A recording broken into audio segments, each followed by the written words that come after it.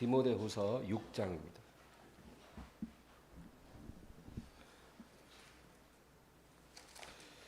디모데후서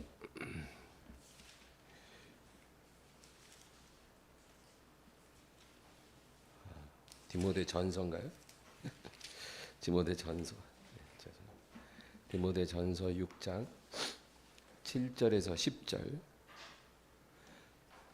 합독합니다. 우리가 세상에 아무것도 가지고 온 것이 없으며 또한 아무것도 가지고 가지 못하리니 우리가 먹을 것과 입을 것이 있은즉 족한 줄로 알 것이니라. 부하려 하는 자들은 시험과 올무와 여러 가지 어리석고 해로운 욕심에 떨어지나니 곧 사람으로 파멸과 멸망에 빠지게 하는 것이라. 돈을 사랑함이 일만하게 뿌리가 되나니 이것을 탐내는 자들은 미혹을 받아 믿음에서 떠나 많은 근심으로써 자기를 찔렀도다. 아멘. 우리의 기도가 응답되는 것을 막는 가장 큰 장애물이 두 가지가 있습니다. 이 두 가지 장애물로 인해서 기도가 응답이 되지 않는다는 거죠. 첫째는 죄입니다. 우리가 잘 알고 있죠. 죄가 있으면 기도가 응답되지를 않습니다. 이사야 59장에 보면은 내 귀가 먹어서 너희를 듣지 않는 것이 아니고 내 손이 짧아서 너희를 구원하지 못하는 것이 아니라 너희 죄가 너희와 나 사이를 내었고 나의 얼굴을 가려 너희 기도를 듣지 않게 함이라. 하나님께서 그런 말씀을 해요. 내가 귀가 먹은 것도 아니라는 거예요. 손이 짧은 것도 아니라는 거예요. 너희 죄가 있기 때문에 내 얼굴이 가려지고 너희 기도를 들을 수가 없다. 여러분, 죄가 있으면 우리가 하나님과 동행하고 싶어도 동행을 할 수가 없어요. 이것은 영원 불멸의 원칙입니다. 우리가 믿는 하나님은요, 히랍 신화에 나오는 그런 신들이 아니에요.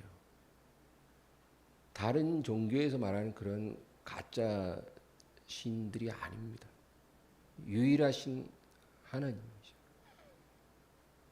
하나님은 거룩하기 때문에 죄를 가지고는 하나님과 동행할 수가 없어요. 하나님과 동행이 안 되는데 기도가 응답이 되겠습니까? 마치 강에 물이 말랐는데 비가 오지 않아서 물이 마른 게 아니고 상류에 댐이 있는 거예요. 댐이 탁 있어서 물을 딱 막고 있으니까 하루에 물이 말랐어요. 비가 안 오는 게 문제가 아니고 댐이 막고 있는 게 문제죠. 아무리 기우제를 지내고 비를 내려달라 그럴 필요가 없는 거예요. 비는 오는데 상류에서 내려오는 물을 댐이 막고 있기 때문에 하루에 물이 없는 거예요. 댐을 무너뜨려야 물이 흐르겠죠. 죄가 그렇다는 거예요. 하늘이 흐려요. 햇빛이 전혀 없어요. 그 해가 사라져서가 아니죠. 해는 그대로 있는데 구름이 가리고 있다는 거예요. 바람 불어서 구름이 걷히면 해가 비추는 거죠. 죄가 바로 이와 같이 하나님과 우리 사이를 가리고 있다. 근데 세상은 죄를 죄라고 말하지 않아요. 여러분, 세상에서는 죄라는 말을 듣기 어렵습니다. 그리고 죄를 합리화해 줍니다. 세상에서 사는 사람들은 죄가 합리화되기 때문에 죄를 지어도 두려움이 없어요. 나만 이러나 다들 저렇게 사는데 나는 저 사람보다는 나은 편이야.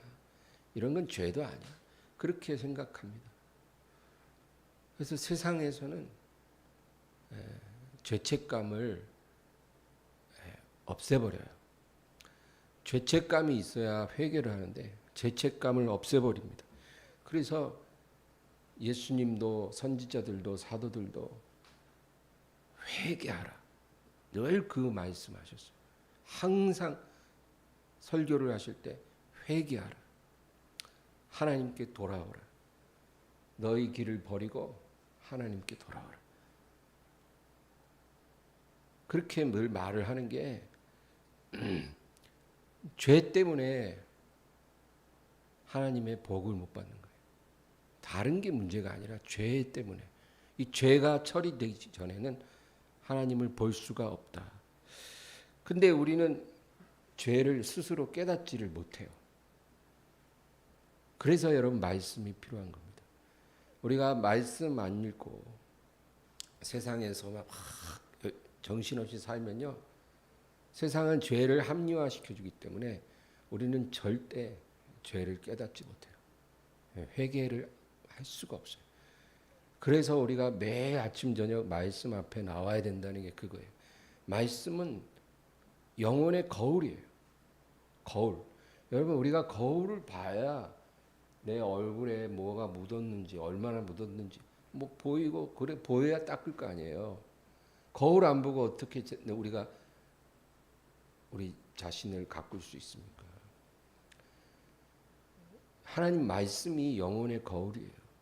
그 거울을 비춰봐야 내가 얼마나 잘못됐는지, 내가 얼마나 하나님으로부터 벗어났는지 깨닫고 회개할 수 있는 거예요.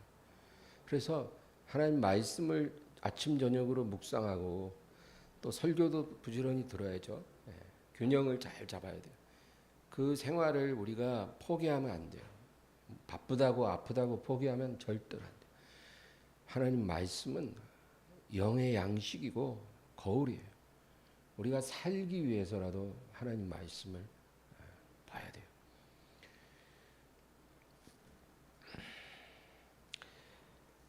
그리고 우리의 기도가 응답되지 않게 하는 두 번째 장애물은 교만입니다.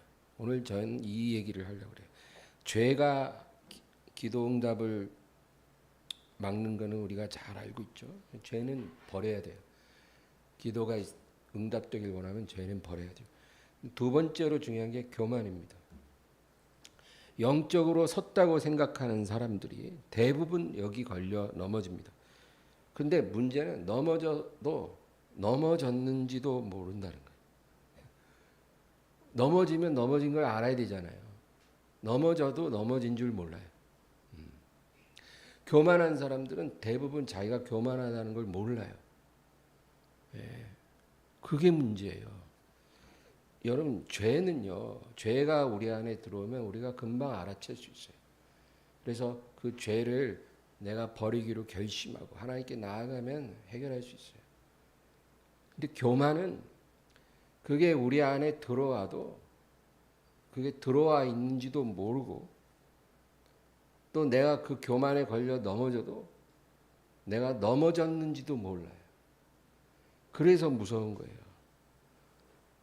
우리 하나님의 사람들이 제일 두려워할 게 교만이에요. 교만 때문에 넘어졌는데도 본인은 넘어졌다는 걸 몰라요. 그리고 이제 하나님의 징계가 시작돼야 비로소 겨우 교만을 깨닫고 이제 회개합니다. 제가 여의도 순복음교회에서 목회를 시작했는데 이제 목사 안수 받고 좀 있다가 캐나다로 몇 년간 교민 교회를 담임했던 적이 있어요.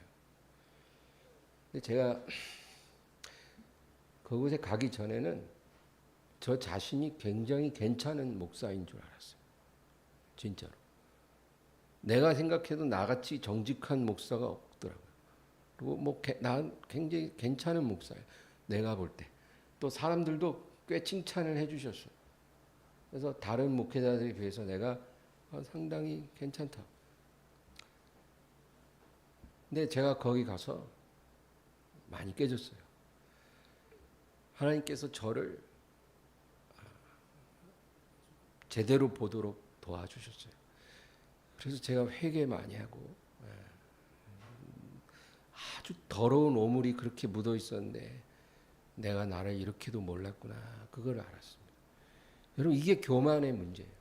교만한 사람은 자기가 교만한 줄 모른다는 거예요. 교만의 반대는 겸손입니다. 우리가 겸손한 사람이 되면 교만하지 않겠죠. 그래서 오늘 저는 이 겸손이 뭔가 그거를 여러분과 나눠보고 싶어요. 우리가 겸손이라 그러면 어떤 외적인 태도를 생각합니다. 사람들 앞에서 겸손하게 행동하고, 그렇죠? 겸손하게 말하고 이런 거를 우리는 생각을 해요. 그런데 성경은 사람이 하나님 앞에서 겸손해야 된다고 말씀합니다.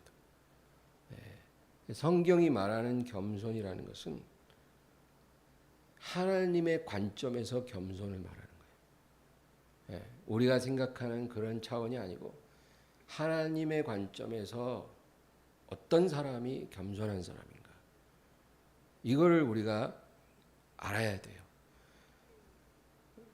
딱 두 가지만 말씀드리고 싶어요. 그것만 우리가 기억하고 살면 우리 교만하지 않을 수 있어요. 겸손한데 어떻게 교만할 수 있겠어요? 교만하지 않으면 넘어지지 않아요.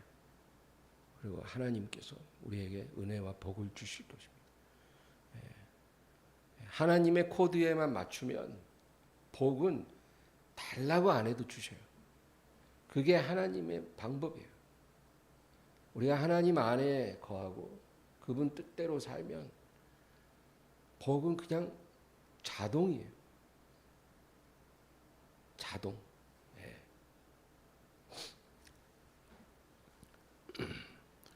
하나님이 보시는 사람의 겸손은 첫째로 하나님이 높이실 때까지 스스로 높아지지 않는 거예요. 그게 하나님이 보시는 겸손이에요. 하나님이 높여주실 때까지 내 스스로 높아지려고 하지 않는 것. 이 사람이 겸손한 사람이에요. 여러분, 예수님이 그러셨어요.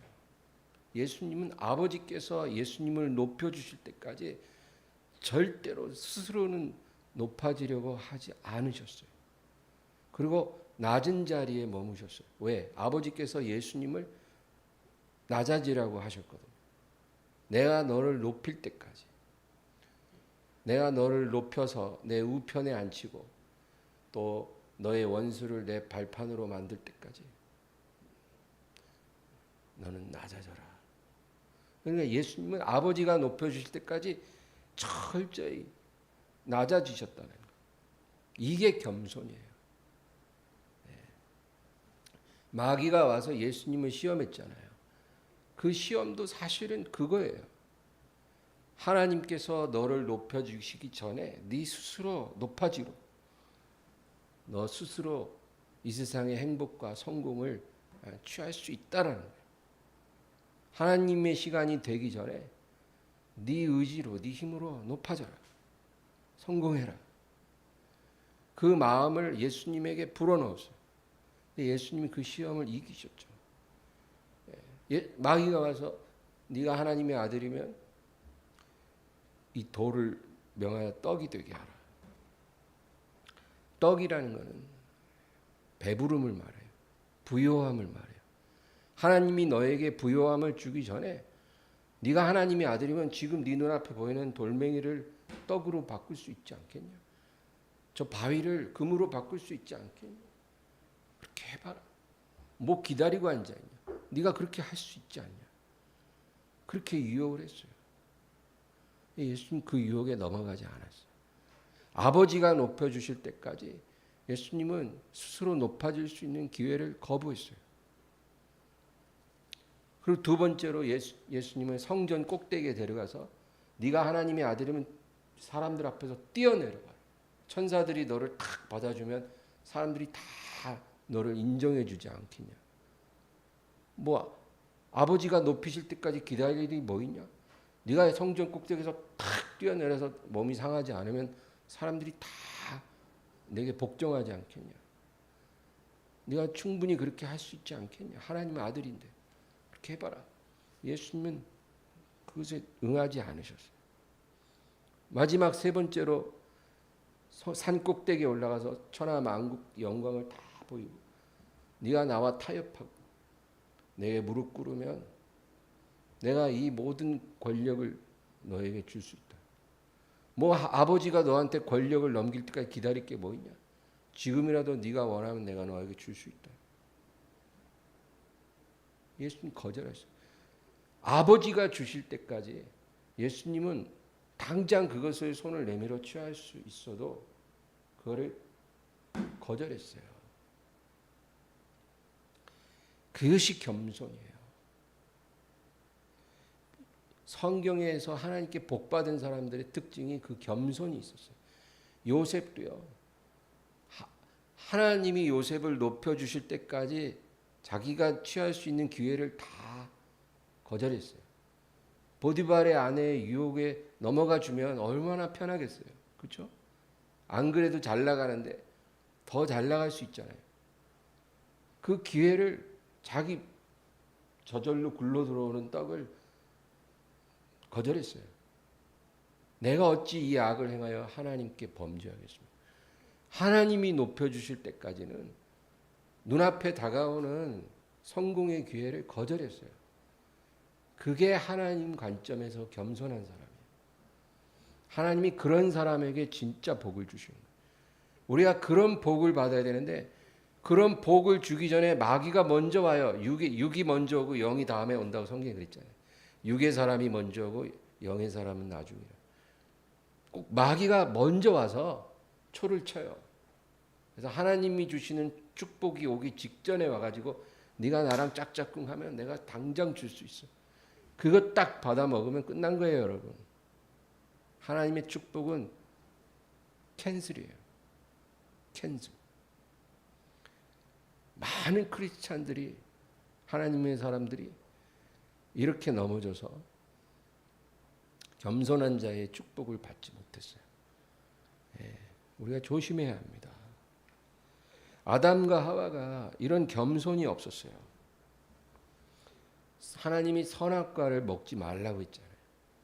그건 무슨 뜻이냐면은 하나님이 금하신 행복을 찾지 말라 그 말이에요.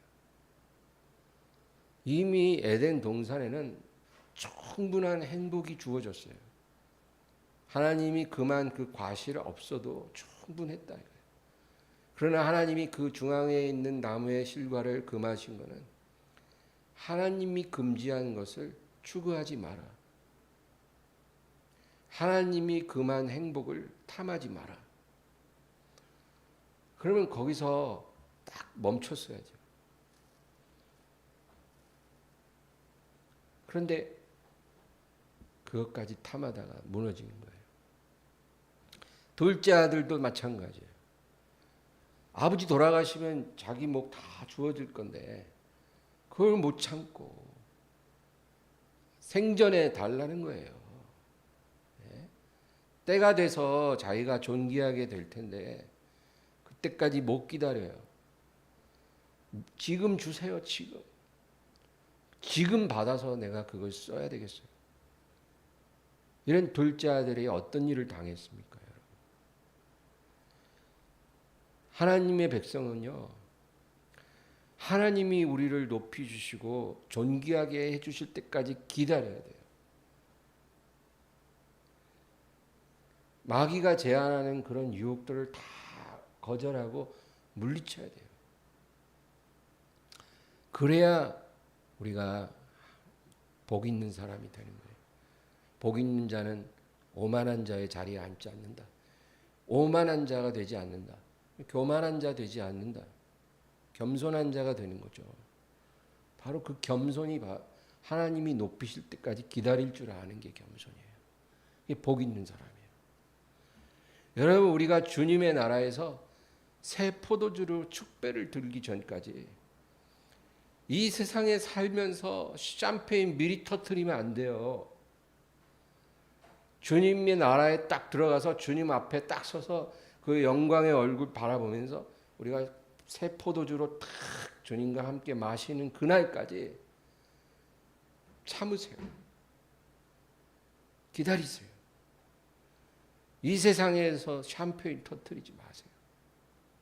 마이가 샴페인 탁 들고 와서 우리 한잔하고 즐기자. 그런 거 여러분 탐하지 마세요. 다 거절하고 예수님의 나라가 임할 때까지 기다려야 돼요. 그거 못 기다리면 무너지는 거예요. 하나님이 볼 때 그런 사람들이 교만한 사람들이에요. 예수님이 시험에 들지 않도록 깨어 기도하라. 죄하로 말씀으로 묵상하라. 이렇게 말씀하시는 것이 여러분 우리가 어떤 나쁜 행동을 저질렀을 때 시험에 드는 것만 얘기하는 게 아니에요. 하나님이 우리를 높여주실 때까지 기다리지 못하고 이 세상에서 우리 스스로 높아지려고 선택할 때 그게 바로 시험에 드는 거예요. 아까 그랬죠. 교만한 사람 자기가 교만에 빠졌는지도 모른다고. 그렇게 되는 거예요.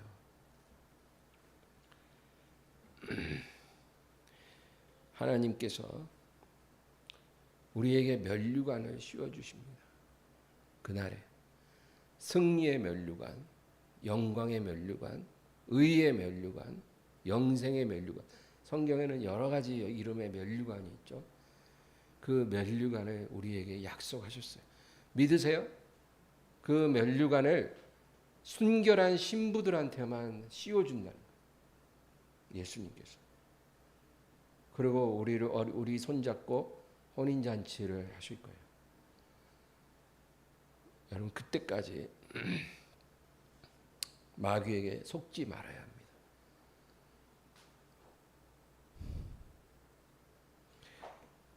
오늘 본문을 보면 7절 디모데전서 6장 7절을 다 같이 읽습니다. 우리가 세상에 아무것도 가지고 온 것이 없으며 또한 아무것도 가지고 가지 못하리니 세상에 아무것도 가지고 온 것이 없음에 또한 아무것도 가지고 가지 못하리라. 우리가 이 세상에서 받은 것들은요, 이 세상을 떠날 때 다 놓고 가야 된다는 거예요. 예, 하나님 나라까지 가지고 갈 수 없어요. 이 세상에서 받은 거는 이 세상에 놓고 떠나야 됩니다. 그거 우리가 안다고 하지만 사람들 사는 거 보면 모르는 것 같아요. 마치 영원히 갖고 있을 것처럼 생각합니다. 여러분 우리는 일용할 양식과 예비된 영광을 구분할 수 있어야 돼요. 하나님이 우리에게 주시는 것은 우리 일용할 양식이 있고요. 장차 우리에게 주실 예비된 영광이 있고 두 가지예요. 일용할 양식이라는 것은 우리가 이 세상 사는 동안 주님께서 때를 따라 적당히 공급하시는 은혜입니다. 일용할 양식, 우리에게 일용할 양식을 주옵시고 우리 그것을 위해서 기도하잖아요. 하나님께서 우리에게 일용할 양식을 약속해 주셨어요. 우리가 사는 동안 때를 따라 필요한 것들을 공급해 준다는 거예요. 예. 가뭄이 심할 때 하나님이 엘리야를 그리 시냇가로 옮기시고 시냇물이 마르니까 또 까마귀로 먹이시다가 사르밧 과부에게로 보내시고 뭐 그러시잖아요. 때를 따라 우리를 공급하시고 먹이신다. 여러분 이 세상에서는 물질이 필요하잖아요. 우리에게 물질이 필요한지를 하나님이 아셔요. 얼마큼 필요한지도 아셔요. 우리보다 더 잘 아셔요. 그러니까 우리가 주님과 동행하면 하나님 뭐가 필요한데요? 이런 말을 굳이 안 해도 주님이 알고 때를 따라 다 예비해 놓으세요. 우리가 하나님의 사람이 되면 그런 것이 기본으로 우리에게 주어집니다. 필요한 물질 주시고 먹고 살게 해주시고 또 내 주변에 어려운 사람 도우면서도 내가 부족하지 않게 해주셔요. 또 하나님을 섬길 수 있는 건강도 적당히 주세요. 또 이 세상에 필요한 지위도 주세요. 하나님을 섬기기 위해서 우리에게 어떤 사회적인 지위가 필요하면 그런 것도 주세요. 여러분 이런 것들이 바로 일용할 양식이에요. 우리에게 필요한 만큼 하나님이 다 공급해 주신다는 거예요. 그러나 또 한편으로 우리에게 예비된 영광이 있어요. 이거는 장차 주님의 날에 그 신부가 받게 될 모든 것들을 말합니다. 여러분, 이 두 가지 중에서 어느 것이 더 중요합니까? 일용할 양식이 중요합니까? 장차 신부가 받게 될 영광이 더 중요합니까? 당연히 후자죠. 그래서 예수님도 썩어질 양식을 위해 일하지 말고 영생의 양식을 위해 일하라 그랬어요. 둘 중에서 중요한 것은 후자라는 거예요. 우리가 이거를 깨닫지 못하면 망령된 에서처럼 되는 거예요. 썩어질 양식을 위해서 영생의 양식을 포기하는 그런 어리석은 자가 될 수 있는 거죠. 썩어질 양식은 여러분 신경 쓰지 마세요. 우리가 있어야 할 자리에서 내가 해야 될 일 열심히 하고 하나님 바라보면 하나님이 다 공급해 주세요. 딱 거기까지예요. 일용할 양식은. 그 이상도 이하도 아니에요. 필요한 거 딱 맞게 주실 거예요. 우리가 관심을 갖고 바라봐야 될 거는 일용할 양식이 아니고 장차 우리에게 주어질 신부의 영광이에요. 8절을 읽겠습니다. 우리가 먹을 것과 입을 것이 있은즉 족한 줄로 알 것이니라. 먹을 것, 입을 것 있으면 족하다. 그러니까 더 많은 일용할 양식, 차고 넘쳐 막 흐르도록 그렇게 많은 것을 하나님께 구할 필요가 없다. 내가 그렇게 구하지 않아도 누르고 흔들어 차고 넘치게 해 주시면 감사하죠. 그렇죠? 예, 그러면 그건 뭐예요? 그 차고 넘치는 것으로 하나님의 일을 하라 그 얘기예요. 예, 그런 뜻이 있는 거죠. 그러나 우리가 그렇게 해달라고 구할 필요는 없다는 거예요. 성경 말씀은 서로 짝이 있어요. 먹을 것과 입을 것이 있으면 족한 줄 알아라. 더 이상 구할 필요 없어요. 구하지 않았는데도 차고 흔들어 넘치도록 주시면 그 남는 만큼 주변을 돌아보고 하나님의 뜻을 위하여 사용하라. 여러분, 일용할 양식은 필요한 만큼만 있으면 돼요. 창고를 크게 지어서 쌓아둘 필요는 없어요. 왜 우리가 그렇게 많은 걸 요구합니까? 어리석은 부자가 그랬잖아요. 너무 수입이 많으니까 창고를 크게 지었어요. 그러고는 마음에 흡족해가지고 야, 평생 놀고 먹을 만큼 모아놨으니까 이제 좀 마음 편하게 살자. 어리석은 자여, 오늘 밤 내가 내 영혼을 취하리니 너의 모은 모든 재산이 누구시 되겠느냐. 그렇게 어리석은 운명이 된다 그 얘기예요. 창고 크게 지을 필요 없다 그 얘기예요. 예수님이 부자 청년에게 그랬잖아요. 네 모든 재산을 다 팔아 나눠주고 나를 따르라. 예수님이 왜 그렇게 하셨을까요? 이 청년에게는 일용할 양식이 너무 많은 거예요. 그러니까 필요 이상 많으니까 그거 다 나눠주고 너는 나를 따르라. 이 청년이 그 말에 받아들이지를 못했어요. 9절 10절 읽겠습니다. 부하려 하는 자들은 시험과 울무와 여러 가지 어리석고 해로운 욕심에 떨어지나니 곧 사람으로 파멸과 멸망에 빠지게 하는 것이라. 돈을 사랑함이 일만하게 뿌리가 되나니 이것을 탐내는 자들은 미혹을 받아 믿음에서 떠나 많은 근심으로써 자기를 찔렀도다. 여기서 10절에 보면 이것을 탐내는 자들은 미혹을 받아 믿음에서 떠나고 많은 근심으로 자기를 찌르리라. 이것이 뭐예요? 이것이 바로 일용할 양식이에요. 이 세상에 사는 동안 필요한 물질, 일용할 양식을 족하게 여기지 않고 탐심을 갖고 더 많은 것을 구하는 자들은 미혹을 받게 되고 믿음에서 떠나게 되고 많은 근심으로 자기를 찌르게 될 것이다. 그렇게 경고하고 있어요. 그러니까 우리에게 일용할 양식을 하나님이 주시지만 여러분 거기에 집착하거나 욕심을 내서 안 된다. 그래서 예수님이 다시 오실 때까지 여러분 우리는 하나님의 풍성한 축복을 기다릴 수 있어야 돼요. 그거를 믿고 기다릴 수 있는 사람이 그게 겸손한 사람이고 하나님의 복 있는 사람이에요. 나는 이 세상에서 모든 것을 받고 싶지 않습니다. 저는 주님의 나라에서 받고 싶어요. 주님, 제가 그때까지 기다리며 승리할 수 있게 해주세요. 여러분, 이런 사람이 되세요. 하나님께서는 이런 사람을 원하세요. 그래서 잠언 30장에 아구레의 기도가 있잖아요. 부하게도 마시고 가난하게도 마옵소서.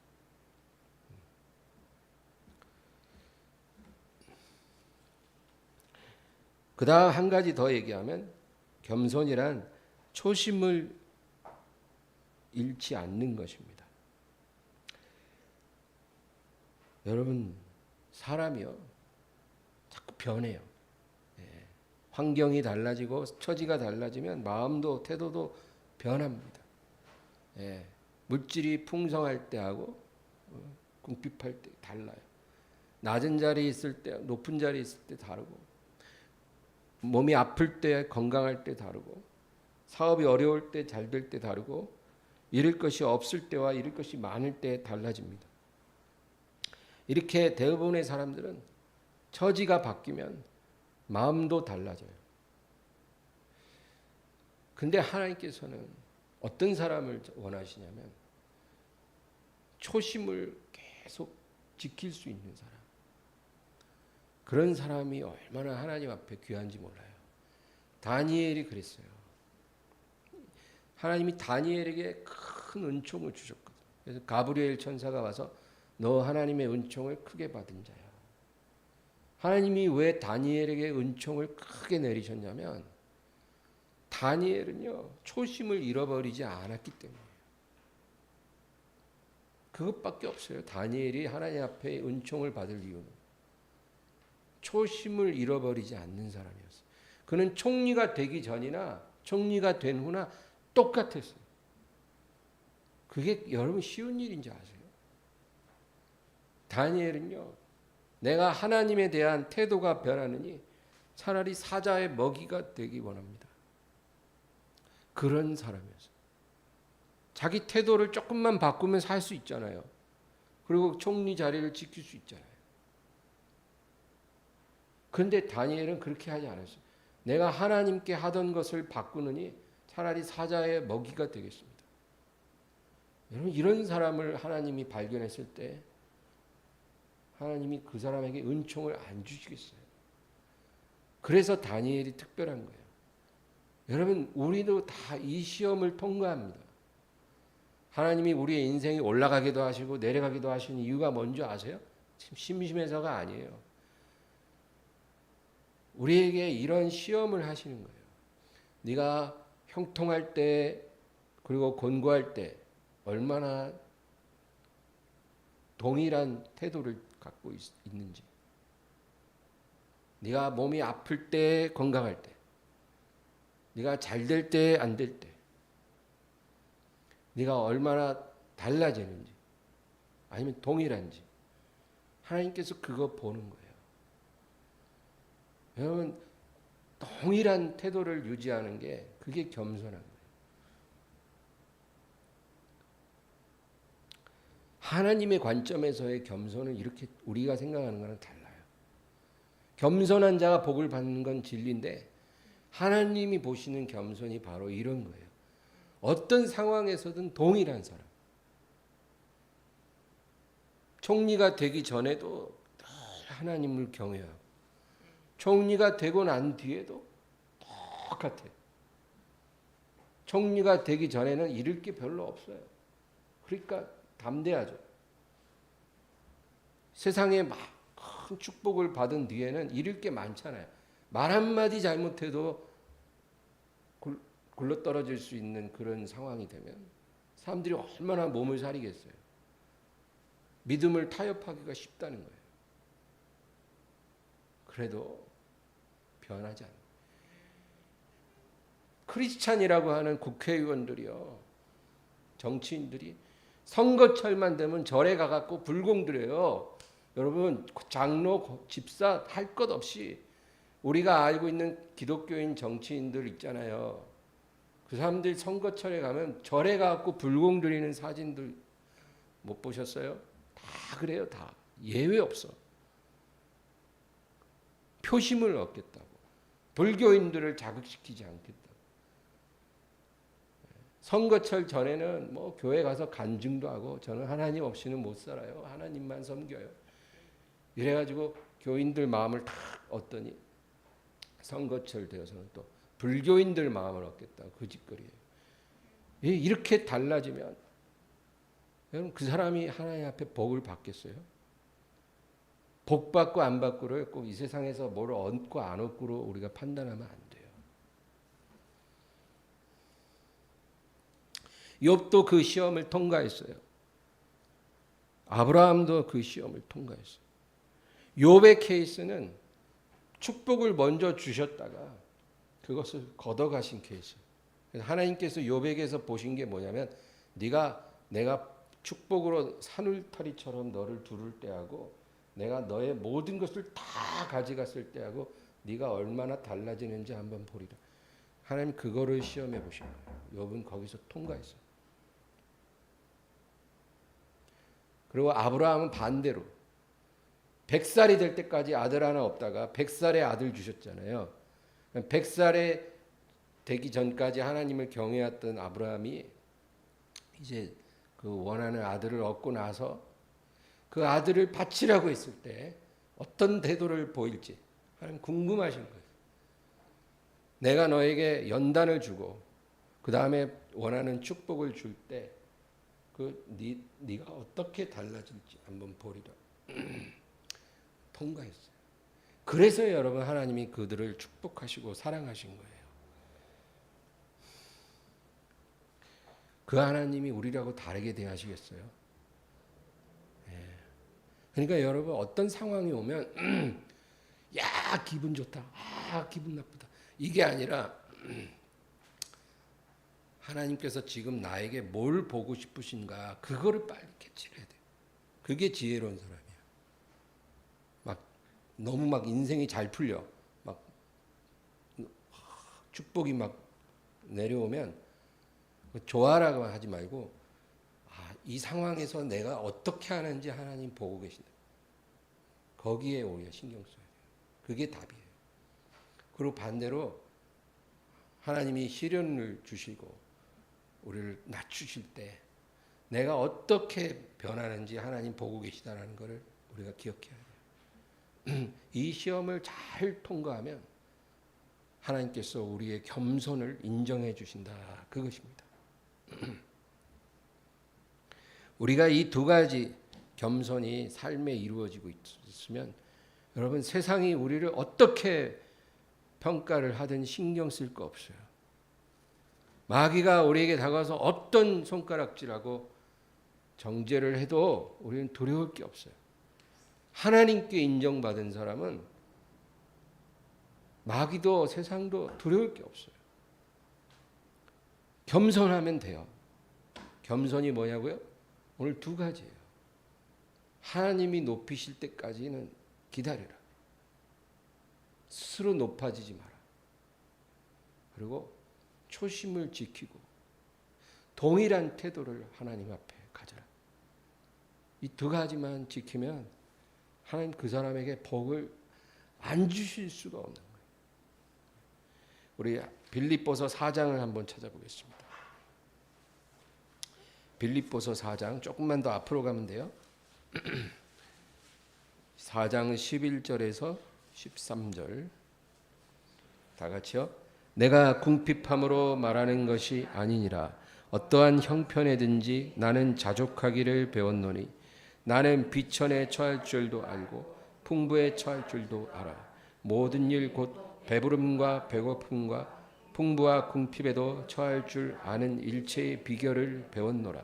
내게 능력 주시는 자 안에서 내가 모든 것을 할 수 있느니라. 아멘. 바울은 나는 어떠한 형편에 있든지 자족하기를 배웠다. 그리고 풍부의 비천에 처할 줄도 알고 풍부에 처할 줄도 알고 배부름과 배고픔과 풍부와 궁핍에 처할 줄 아는 일체의 비결을 배웠다. 근데 우리가 이 말씀을 나는 그저 어떤 환경이 변화할 때 거기에 잘 적응하는 방법을 배웠다. 그런 의미로만 생각하면 안 돼요. 환경이 변했을 때 적응을 잘하는 것. 그거는요, 이 세상 사는 우리들도 할 수 있어요. 누가 적응을 못하겠어요? 사람은 다 적응하게 돼 있어요. 그런 의미가 아니고 환경이 달라져도 믿음이 변하지 않고 하나님에 대한 태도가 달라지지 않는 일체의 비결을 나는 터득했다. 그 얘기예요. 어떤 상황이 와도 나는 하나님에 대해서 동일한 태도를 유지할 수 있는 비결을 배웠습니다. 풍부함이 와도 비천함이 와도 배고픔이 오고 배부름이 와도 나는 하나님에 대해서 항상 똑같은 태도를 유지할 수 있는 그런 훈련을 받았습니다. 그 고백이에요. 그러고 나서 13절에 내게 능력 주시는 자 안에서 내가 모든 것을 할 수 있느니라. 그러니까 바울이 얘기하는 능력은 어떤 특별한 능력을 말하는 게 아니고 뭐 서울대 갈 수 없을 것 같은 사람이 서울대를 가고 사업이 성공하지 못할 사람이 사업 성공하고 이런 능력을 말하는 게 아니고 어떤 상황에 내가 처하든지 항상 하나님에 대한 사랑을 유지하고 충성심을 지킬 수 있는 그런 능력을 내가 하나님 앞에 받았다. 그 얘기예요. 그게 바로 바울이 얘기하는 능력이에요. 이런 능력이 바로 경건의 능력이고 겸손의 능력이에요. 우리가 이 능력이 있어야 시험을 이기고 마귀의 유혹을 뿌리치고 승리할 수 있는 거예요. 예수님이 바로 그 능력을 갖고 계셨어요.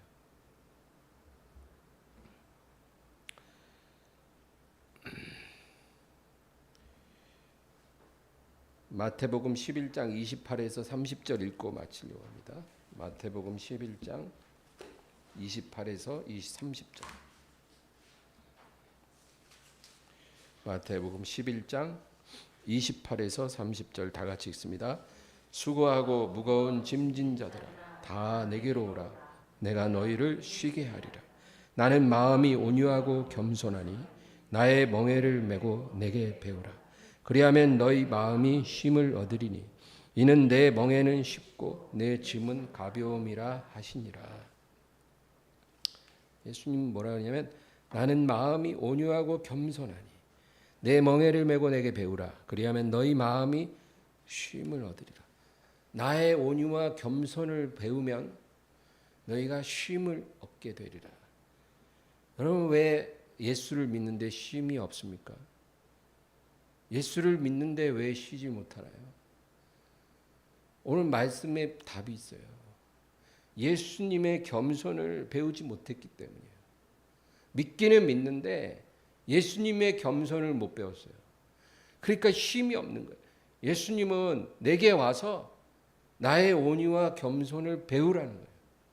너희가 그거 배우면 너희는 쉬게 될 것이다. 쉼을 누리게 될 것이다.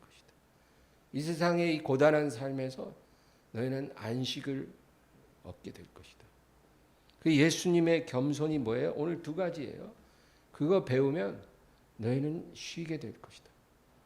여러분 하나님이 높여주실 때까지 기다리시고 인내하시기 바랍니다. 스스로 높아지려고 하다가 우리가 넘어지고 무너지는 거예요.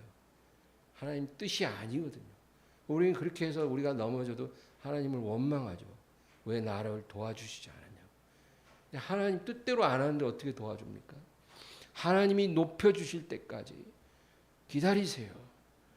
우리가 진정으로 높아지는 때는 면류관을 씌워주실 때예요. 그때까지 기다릴 줄 알아야 돼요. 그리고 하나님이 때를 따라 필요하시면 우리를 높여주셔요. 이 세상에서도. 우리 스스로가 그것을 갈망할 필요가 없다. 그러면 쉼을 얻어요. 그리고 어떤 상황에 처하든지 동일한 태도를 하나님 앞에 지켜야 돼요. 이게 너무 어려운 일이에요. 우리는 조금만 형통하면 마음이 느슨해집니다. 그리고 조금만 어려워지면 그냥 금방 실망하고. 그렇죠. 항상 동일한 태도를 갖는 건 쉬운 일이 아니에요. 그러나 이것이 우리가 이루어지면 하나님께서 우리를 인정해 주실 거예요. 인생이 올라갔다 내려갔다 하는 게 그 정상이에요. 내가 뭘 잘못해서 내려가고 잘해서 올라가는 게 아니라 그것과 상관없이 하나님께서 우리 인생을 롤러코스터처럼 하셔요. 우리가 이 상황에서 동일한 태도를 갖게 될 때까지, 하나님의 겸손을 배울 때까지 우리를 시험해 보시고, 그리고 그 시험에 통과한 사람에게 약속된 면류관을 하나님이 준비하십니다. 여러분, 저와 여러분이 그 면류관을 향해서 달려가야 될 줄로 믿습니다. 이 말씀 잡고 승리하시기를 바랍니다. 다 같이 기도합니다. 주여, 주여, 주여.